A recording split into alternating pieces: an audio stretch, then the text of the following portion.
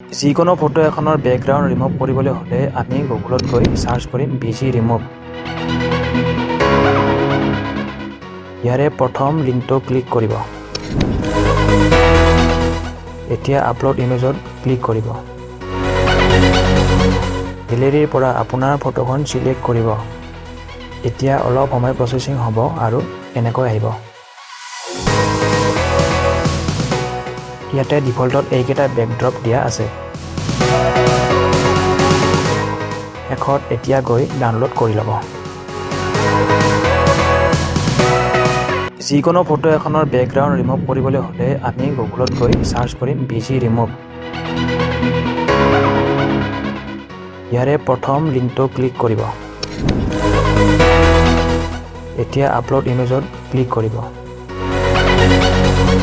গেলেৰীৰ পৰা আপোনাৰ ফটোখন সিলেক্ট কৰিব। এতিয়া অলপ সময় প্ৰচেছিং হ'ব আৰু এনেকৈ আহিব। ইয়াতে ডিফল্টত এইকেইটা বেকড্ৰপ দিয়া আছে। শেষত এতিয়া গৈ ডাউনলোড কৰি ল'ব।